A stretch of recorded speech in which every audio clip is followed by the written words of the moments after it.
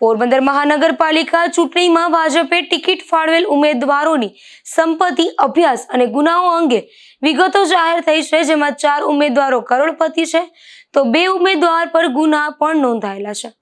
પોરબંદર મહાનગરપાલિકાની ચૂંટણીમાં શહેરના 13 વોર્ડમાં ભાજપે 52 ઉમેદવાર મેદાનમાં ઉતાર્યા છે, જે ઉમેદવારોની સંપત્તિ, અભ્યાસ અને ગુનાની વિગતોનું એનાલિસિસ કરતા 4 ઉમેદવાર કરોડપતિ છે, જેમાં ભાજપના વિક્રમ ઓડેદરા પાસે ₹19.94 કરોડની સંપત્તિ અને રાજેશ લોઢારી પાસે ₹10,000 રોકડા છે, જ્યારે કે મહાનગરપાલિકાના ભાજપની ઉમેદવારીમાંથી 4 ધોરણ પાસ, 15 ઉમેદવાર 9 પાસ અને 21 ઉમેદવારોએ ગ્રેજ્યુએટ સુધી અભ્યાસ કર્યો છે. 4 ઉમેદવાર કરોડપતિ છે, જેમાં 2 ઉમેદવાર પર ગુના પણ નોંધાયેલા છે.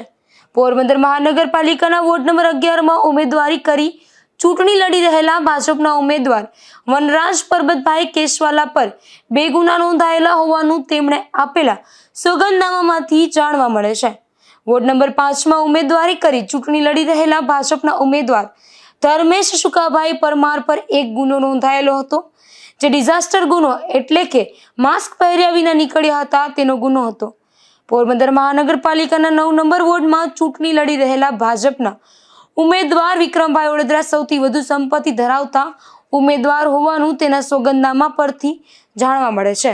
તેમની પાસે રોકડ ₹2.25 કરોડ છે, જ્યારે 1.25 કરોડ બેંકમાં છે. 3 કાર છે, જેની મિનિમમ કિંમત ₹30 લાખ, 15.89 કરોડ ખેતી પ્લોટના અને 87 દાગીના દર્શાવ્યા છે, જ્યારે તેઓ ₹1.30 કરોડની લોન છે.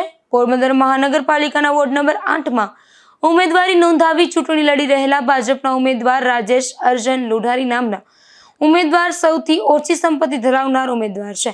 તેમણે દાખલ કરેલા સોગંદનામા મુજબ તેમની પાસે ₹10,000, 2 વાહન અને 1 દાગીનો દર્શાવેલ છે.